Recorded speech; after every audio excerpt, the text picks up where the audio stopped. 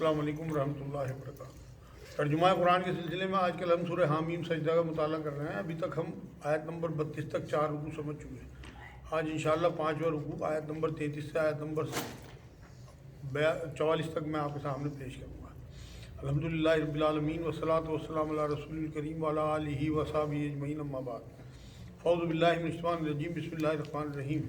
رب اشرح لي صدری ویسر لی امری واحلل عقدۃ من لسانی یفقہوا قولی۔ سبحان ربک رب العزت عما یصفون وسلام علی المرسلین والحمد للہ رب العالمین۔ شروع اللہ کے نام سے جو بڑا مہربان نہایت رحم فرمانے والا ہے۔ آیت نمبر 33۔ اور اس سے زیادہ اچھی بات والا کون ہے جو اللہ کی طرف بلائے اور نیک کام کرے اور کہے کہ میں یقیناً مسلمانوں میں سے ہوں۔ یہاں دائی کا کردار بیان ہوا ہے اس آیت میں۔ بہت اہم ترین آیت ہے قرآن کی کہ کسی مسلک کی طرف، کسی گروپ کی طرف نہیں بلانا، بلکہ اللہ کی طرف بلانا ہے۔ عزت سب مسلوں کی کرنی ہے، ان کے ماننے والوں کی بھی کرنی ہے، مگر برائے مسلمان ہو کر اللہ کی طرف، صرف اسلام کی طرف، دین کی طرف، تب بہترین بات، یعنی دعوت جو ہے دعوت اللہ والے کہلائیں گے، جیسے انبیاء تھے۔ ایک کتاب، ایک نبی، ایک دین کی طرف بلانا ہے۔ دوسری بات یہ ہے کہ دین کی دعوت دیتے ہوئے خود کو عام مسلمان سمجھنا ہے، دوسروں کو حقیر نہیں سمجھنا۔ جیسے نبی اکرم صلی اللہ علیہ وسلم کا معمول تھا کہ دعوت دیتے تھے، عمل کر کے دکھا دیتے تھے۔ قرآن میں اللہ نے کہا ہے غصے کے انداز میں اللہ نے کہ وہ کہتے کیوں ہیں جو کرتے نہیں۔ دائی کو اگر اپنا کردار اچھا نہ رکھا، اس کا کردار گھٹیا ہوگا تو دعوت بدنام ہوگی، دعوت مؤثر نہیں ہوگی۔ نبی اکرم صلی اللہ علیہ وسلم ہفتے میں آدھے پون گھنٹے بولتے تھے، صرف جو جمعہ کا خطبہ تھا، باقی عمل کر کے دکھاتے تھے 6 دن اور 23.5 گھنٹے۔ تو یہاں اللہ رب العزت نے وہی بتایا ہے کہ آپ کو عمل بھی کر کے دکھانا ہے، مطلب یہ پورے دوبارہ سے اس آیت کو، اور اس سے زیادہ اچھی بات والا کون ہوگا جو اللہ کی طرف بلائے، مطلب دین کی دعوت دے اور نیک عمل کر کے دکھائے، مطلب اعمال سے اپنے دعوت دے اور کہے کہ میں یقیناً مسلمانوں میں سے ہوں، مطلب میں کوئی توپ نہیں ہوں، بلکہ ایک عام سا آدمی ہوں، کوئی پاٹے خانی ہوں۔ تو اپنے آپ کو عام سا آدمی سمجھنا ہے، اللہ کی طرف بلانا ہے۔ نیکی اور بدی برابر نہیں ہوتی، برابر برائی کو بھلائی سے دفع کرو، پھر وہی جس کے اور تمہارے درمیان دشمنی ہے ایسا ہو جائے گا جیسے ولی ہے دوست تمہارا۔ یہاں اللہ نے دائی کا کردار پھر بیان کیا کہ دائی کو گالی کوئی دے تو اسے دعا دینی چاہیے، پتھر کا جواب پھول سے دینا ہے، دلوں کو جیتنا ہے، اچھے اخلاق دکھانے ہیں، کردار کی گواہی کے ساتھ مستقل زیادتی کا جواب جو ہے نہ دینے سے دل پسیج جاتے ہیں سامنے والوں کے۔ آپ دیکھیں، آپ اپنے رشتہ داروں میں کسی کی زیادتی کا آپ مستقل جواب جو ہے وہ اچھائی سے دیتے رہو تو نرم ہو جائے گا اس کا دل۔ اور یہ تو اللہ کا کلام ہے، سچا اللہ کا سچا کلام۔ تو اللہ یہ کہہ رہے ہے کہ اگر آپ برائی کو بھلائی سے دفع کرو تو لازمی تمہارا دشمن جو ہے وہ بھی تمہارا دوست ہو جائے گا، اور جو مطلب دائمی دشمن بھی تمہارا دوست بن جائے گا دعوت کی برکت سے۔ شیطان جو ہے وہ تو دین کی دعوت دے کے خوشی نہیں ہوگا، بلکہ برائی کا بدلہ برائی سے دینے کو کہے گا۔ لیکن اللہ یہاں کہہ رہا ہے کہ برائی کا بدلہ بھلائی سے دو گے تو تمہارا دشمن بھی دوست ہے۔ غصہ ہے تو کسی نے کچھ کہا تو اندر ہی اندر محسوس بھی ہو غصہ، تو ظاہر نہ کیا جائے۔ غصہ آنا تو سنت ہے نبی اکرم صلی اللہ علیہ وسلم کی، اور فرعون کی بھی سنت ہے، لیکن کرنا جو ہے وہ فرعون کی سنت ہے، اور پینا نبی اکرم صلی اللہ علیہ وسلم کی سنت ہے۔ آیت نمبر 35۔ اور یہ بات انہیں کو نصیب ہوتی ہے جو صبر کریں، مطلب یہ کہ اگر کوئی پتھر مارے تو اسے پہ پھول برسانا، برائی کا بدلہ بھلائی سے دینا، یہ نصیب والوں کو ملتی ہے یہ بات، صبر والوں کو، اور اسے سوائے بڑے نصیب والوں کے کوئی نہیں پا سکتا۔ مطلب ایسے کردار والے جو ہیں وہ نصیب والے ہوتے ہیں اصل میں، کیونکہ یہ اللہ کا پیرامیٹر ہے۔ ہم پیسے والوں کو، اولاد والوں کو سمجھتے ہیں کہ نصیب والے ہیں، لیکن اللہ کی نظر میں اس طرح کے کریکٹر والے لوگ جو ہیں وہ نصیب والے ہیں، جو گالی کھا کے دعا دیں۔ یہ آسان کام نہیں ہوتا، نصیب کی بات ہے، انہیں ملتی ہے جن میں صبر کوٹ کوٹ کے بھرا ہو۔ ہمارے ملک کے جو یہ महात्मा गांधी गुजरे हैं, इनका यही काम था।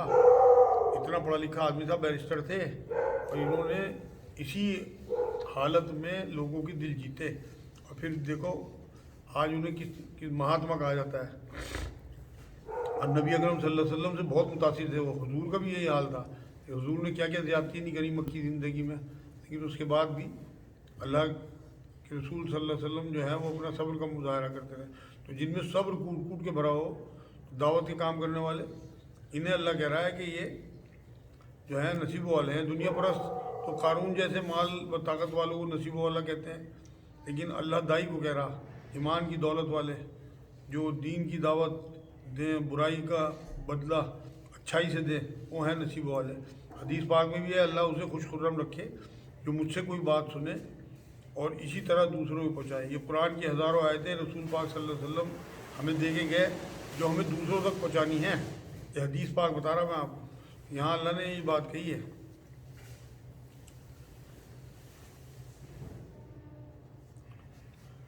और ये बात उन्हीं को नसीब होती है जो सब्र करें, और अल्लाह हमें भी ऐसे किरदार वालों में दाखिल फरमा ले। और अगर शैतान की तरफ से कोई वसवसा आए तो अल्लाह की पनाह तलब करो। अऊज़ु बिल्लाहि मिनश शैतानिर रजीम पढ़ो। कुरान ने शैतान को हमारा दुश्मन कहा, और ये भी कहा कि इसे दुश्मन ही समझना। अपने छोटे शरारती बच्चों को भी कभी शैतान नहीं कहना चाहिए, क्योंकि अल्लाह का दुश्मन है वो। तो दीन के कामों में, दावत के कामों में शैतान वसवसा डाले तो अऊज़ु बिल्लाहि मिनश शैतानिर रजीम पढ़ने का यहाँ हुक्म दिया अल्लाह ने। कुरान पढ़ो तो तब भी सूरह नहल की 98 नंबर आयत में अल्लाह ने कहा कि अगर कुरान जब शुरू करो तो अऊज़ु बिल्लाहि मिनश शैतानिर रजीम पढ़ा करो, क्योंकि शैतान जो है वसवसे डालता है। अल्लाह ने शैतान को बनाया तो वही उससे हमें बचा सकता है, उससे हमारी हिफाजत हो सकती है, मतलब अल्लाह के ज़रिए ही, कि हम अल्लाह की पनाह में आ जाएँ। तो क्योंकि हम कमज़ोर हैं, अपने बूते पे उसका मुकाबला नहीं कर सकते। अल्लाह उसका खालिक है, उसको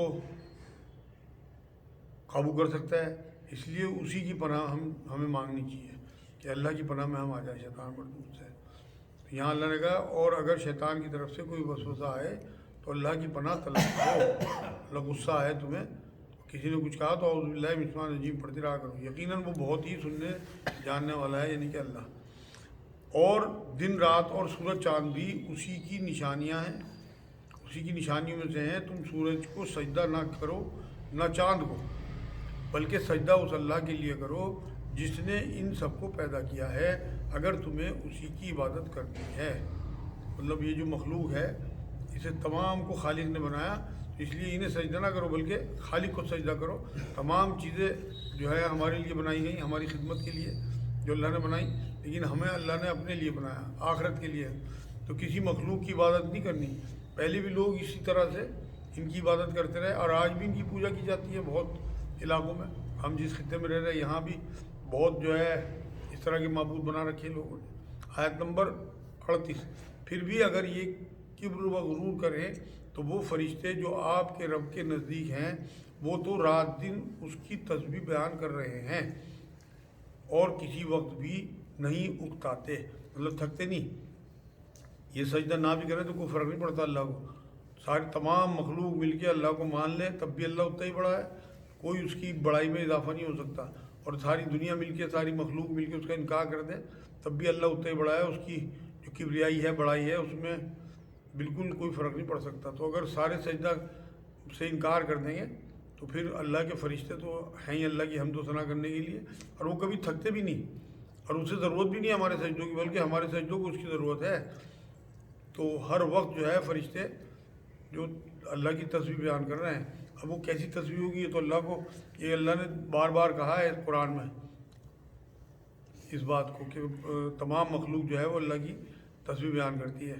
आयत नंबर 39, उस अल्लाह की निशानियों में से है ये भी है कि तू ज़मीन को दबी दबाई देखता है, मतलब सुनसान उजड़ा हुआ, घास तक नहीं होती, मुर्दा ज़मीन होती है बिल्कुल।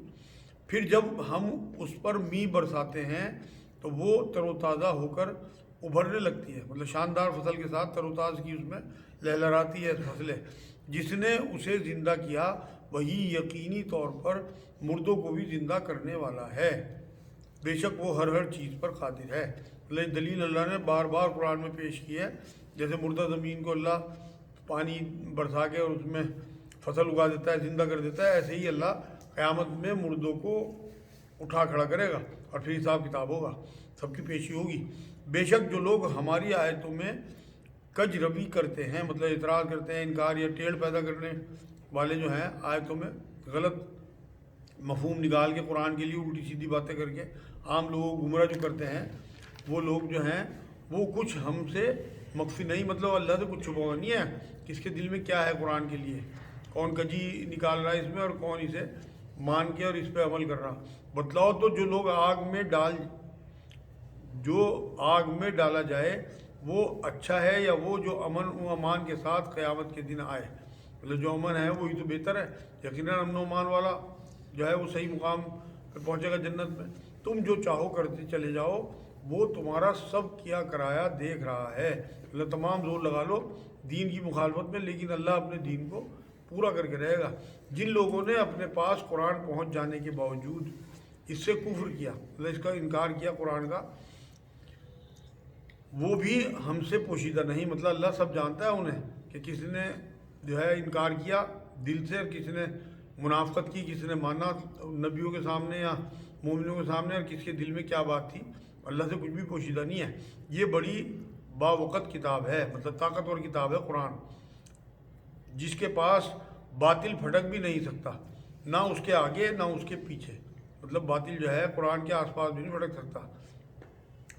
جو ہیں کافر یہ کہتے تھے نا کہ گھڑا ہوا کلام ہے، تو یہ اللہ نے یہاں وضاحت کی کہ یہ بہت طاقتور کلام ہے، باوقت کلام ہے، اس کی بہت وقت ہے اللہ کے یہاں، کیونکہ اللہ کا کلام ہے، اور اس کے آس پاس جو ہے باطل پھٹک بھی نہیں سکتا، نہ آگے نہ پیچھے، تمام خوبی، کیونکہ یہ جو ہے یہ ہے نازل کردہ حکمتوں والے، خوبیوں والے اللہ کی طرف سے، کیونکہ اللہ نے اس کی حفاظت کا ذمہ لیا، اس کے مفہوم کی حفاظت کا۔ تو نبی اکرم صلی اللہ علیہ وسلم جو ہے وہ قرآن کی عملی شکل تھے۔ جب حضرت عائشہ رضی اللہ تعالیٰ عنہ سے پوچھا حضور کے اخلاق، تو انہوں نے یہی تعجب سے پوچھا کہ تم نے قرآن نہیں پڑھا؟ تو نبی اکرم صلی اللہ علیہ وسلم کو بھی ایک ایک بات جو ہے حضور کی ریکارڈ ہے، اللہ نے قرآن کو اور صاحب قرآن دونوں کی جو تعلیمات ہیں ان کی حفاظت کی ہے۔ آپ یہ دیکھیے کہ آج 14.5 سال بعد ہمیں حضور کی تعلیمات جو ہیں ہم تک پہنچتی ہیں، تمام احادیث کے جو مجموعے ہیں اور نبی کی زندگی ہمیں بتاتی ہیں۔ تو یہاں اللہ نے یہی بات کہی ہے کہ میں نے اس کی حفاظت کا ذمہ لیا ہے۔ سورہ ہجر کی 9 نمبر آیت میں اللہ نے یہ ذمہ لیا ہوا ہے کہ میں نے قرآن کو نازل کیا، میں اس کی حفاظت کروں گا۔ 43 نمبر آیت، آپ سے وہی کہا جاتا ہے جو آپ سے پہلے کے رسولوں سے بھی کہا گیا ہے، مطلب پہلے بھی رسولوں کا انکار ہوتا رہا، دیوانہ، جادوگر، ساحر، شاعر وغیرہ کہا جاتا رہا رسولوں کو، تو اللہ کی مدد بھی آتی رہی ہے، تو تسلی دی جا رہی ہے یہاں نبی اکرم صلی اللہ علیہ وسلم کو کہ باطل کے مار کے ہمیشہ سے سجے، اور اہل باطل جو ہیں ان کی طرف سے بھی طنز بھی ہوئے۔ آپ اپنی توحید کی دعوت جو ہے وہ جس طرح سب انبیاء نے جاری رکھی، آپ اپنی دعوت کو اسے جاری رکھیں۔ اس سے پہلے بھی رسولوں سے بھی کہا گیا ہے، سورہ ذاریات 52-53 نمبر آیت میں بھی یہ بات آئی تھی، یقیناً آپ کا رب معافی والا اور دردناک عذاب والا ہے، مطلب اہل ایمان کے لیے جو مغفرت کے مستحق ہیں انہیں معاف کرے گا اور مغفرت کرے گا ان کی، اور دردناک عذاب انہیں دے گا جو کفر کی حالت میں مر گئے، کافروں کے لیے۔ سورہ ہجر میں بھی یہ بات گزر چکی۔ آج کی آخری آیت ہے، آیت نمبر 44، اور اگر ہم اسے عجمی زبان کا قرآن بناتے تو کہتے کہ اس کی آیتیں صاف صاف بیان کیوں نہیں کی گئیں، مطلب عربی کے علاوہ اگر کسی اور زبان، کسی اور لینگویج میں قرآن آتا تو یہ کہتے کہ ہم تو عربی ہیں، عجمی زبان میں قرآن کیوں آیا، مطلب ہر بات میں انہوں نے ٹیڑھ نکالنی تھی، مطلب ہر حال میں کفر اور کٹ حجتی کرنی تھی۔ تو یہاں اللہ نے وہی بات کہی کہ صاف صاف بیان کیوں نہیں کیا، یہ کیا کہ عجمی کتاب اور آپ عربی رسول، مطلب اگر عربی کے علاوہ کسی اور زبان میں آتا تو یہ اعتراض کرتے، یہ طنز کرتے۔ آپ کہہ دیجئے کہ یہ تو ایمان والوں کے لیے ہدایت و شفا، اور جو ایمان نہیں لاتے ان کے کانوں میں تو بہرا پن اور بوجھ ہے، مطلب قرآن پاک جو ہے وہ سینوں کے امراض کے لیے شفا ہے۔ آپ کو میں نے ایک واقعہ سنایا تھا کہ ایک بار ایک وفد آ رہا تھا صحابہ کرام کا، تو ایک سردار کو سانپ نے کاٹ لیا تھا، تو ایک صحابی نے جو ہے جھاڑ پھونک کی ان کی سورہ فاتحہ سے، تو ان کی وہ جو زہر تھا وہ ختم ہو گیا تھا، تو انہوں نے بکریوں کو پورا ریوڑ دیا تھا. تو سورہ فاتحہ جو ہے وہ قرآن کی ایک صورت ہے. تو یہاں اللہ نے کہا کہ یہ شفا ہے، ہدایت بھی ہے، شفا بھی ہے. ہدی للمتقین کہا، ہدی للناس کہا قرآن کو اللہ نے، تمام انسانوں کے لیے ہدایت ہے. اور جو ایمان نہیں لاتے ان کے کانوں میں تو بہرا پن، مطلب ایسا بوجھ ہے کہ وہ حق کو سمجھ ہی نہیں سکتے، اور یہ ان پر اندھا پن ہے. مطلب اگر باطن میں گندگی ہو تو وہ گندگی بڑھتی جاتی ہے. قرآن اگر یہ سنیں گے گمراہی میں اضافہ ہوگا، حق سمجھ بھی نہیں آتا ہے ایسے لوگوں کی. یہ حق کو سننے کو تیار ہی نہیں ہوتے. اور یہ وہ لوگ ہیں جو کسی بہت دور دراز جگہ سے پکارے جا رہے ہیں، مطلب سننے کو تیار نہیں ہے. جیسے دور سے پکارنے والوں کی آواز سنائی نہیں آتی اور دور سے دکھائی نہیں دیتے لوگ، تو بالکل اسی طرح سے ان کا رویہ تھا کہ نبیوں کے ساتھ اس طرح کرتے تھے جیسے نبیوں کی جو آواز ہے ان کی کانوں تک پہنچ ہی نہیں رہی، کہیں بہت دور سے آواز آ رہی. یہ آج الحمدللہ آیت نمبر 44 تک 5 اور پورا ہو گیا.